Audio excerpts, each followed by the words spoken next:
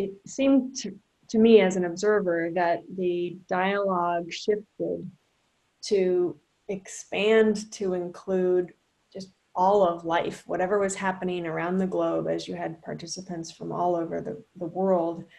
And people were bringing to you, often in the form of a question, but sometimes a comment, um, the deeper, really true life questions. And maybe that's part of just people adjusting into the pandemic, but it also seemed to me that there was a deepening of the dialogue over the course of time, and a familiarity in amazingly in a community of live of 1,000 people. Yeah. But I'm curious how you saw that, whether you felt that evolution or a different evolution during those weeks.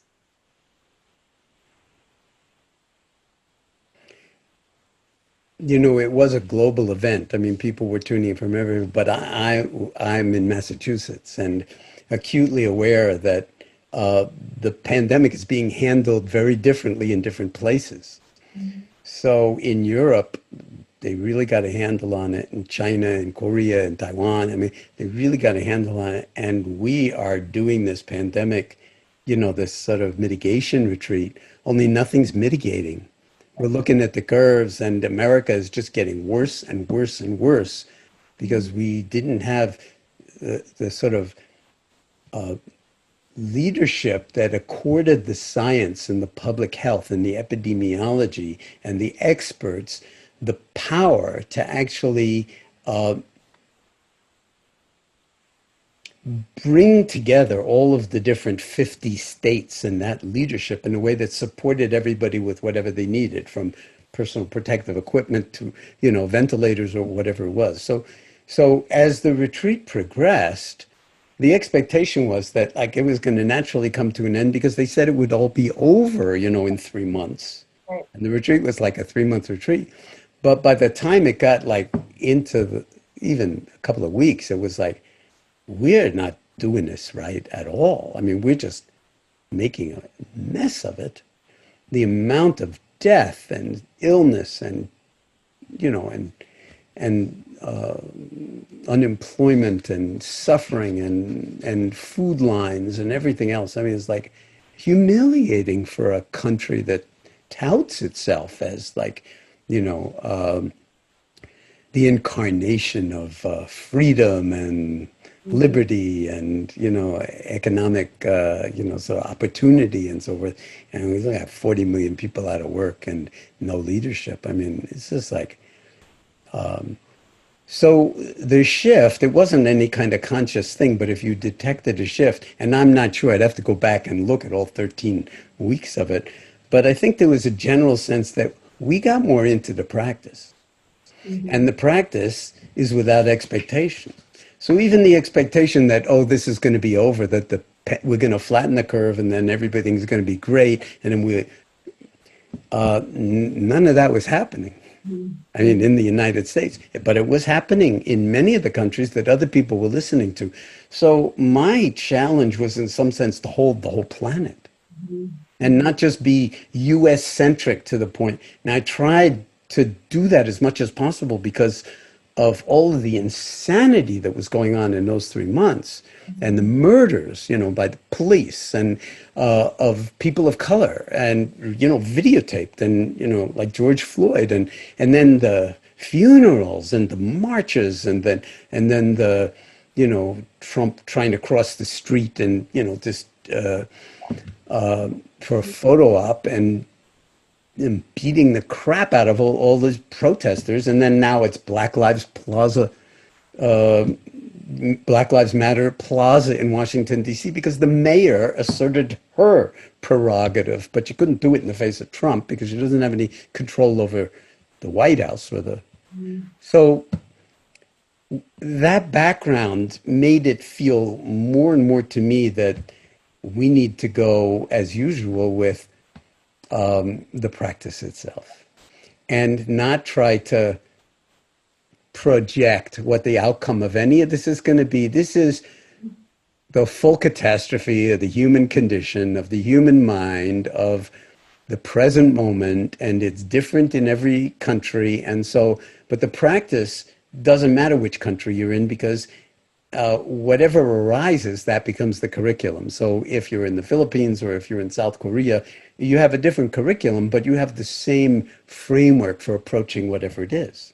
And Mhm. maybe there's more happiness and less grief, but all the same, things being impermanent, we're learning how to handle happiness, grief, and everything in between.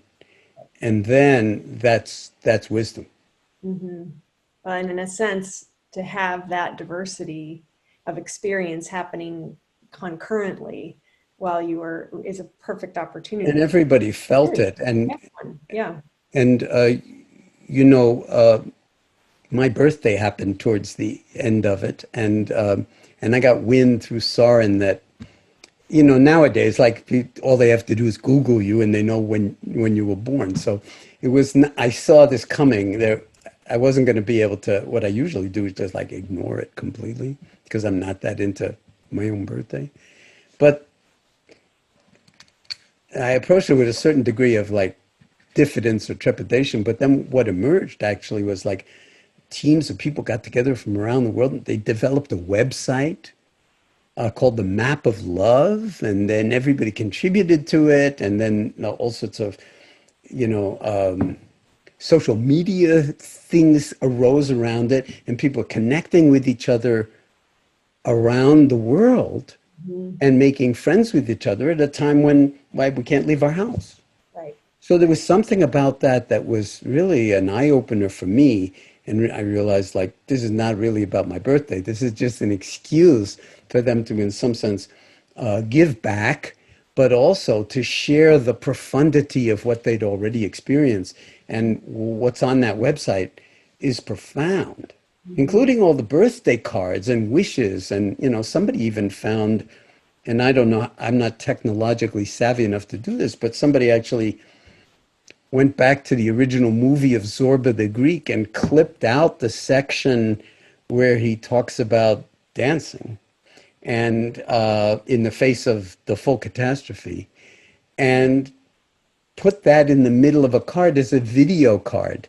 And it was like unbelievable. I mean, there's a lot of creativity, there's a lot of imagination out there. And I think people felt like we're a real community. Mhm. We're a Mhm. real community. I'll Well, also say that there were a few people that abused it, and we ran into certain kind of things on social media that people who organized this, that this is one of the shadows of social media. It's not a shadow anymore. It's more the thing itself than the shadow. The shadow is bigger than the thing itself. But a small number of people can be extremely disruptive of large intentionality to do good, and we have to learn how to in some sense, develop immunity, an immune system to recognize and handle those kinds of things so that they don't subvert the 99.9%, you know, intentionality for caring. That's mhm. not about exploiting people's pain for my own benefit. And some people were trying to do that in one way or another, whether it's, shopping their wares or just taking advantage of people or even predation, Mhm. and those are kind of some of the dangers of being on the internet. But for the most part, that all happened after the retreat was over. But for the most part, and it's got taken care of as far as I know. But for the most, I mean, it was an extraordinary outpouring and is ongoing as far as I know. I also think it was good that Soren and I ended it, that there was a point that we needed to, at least for that moment, end Mhm. it and see what would unfold without this and trust that we just keep up the meditation practice ourselves. And so we're shifting from the internet or Zoom to Indra's net, which I talked about a number of times during the retreat, which is where, hey, we're all connected anyway by virtue of being human. And so when you take your seat at any given moment in time, the millions of people who are meditating just like you are.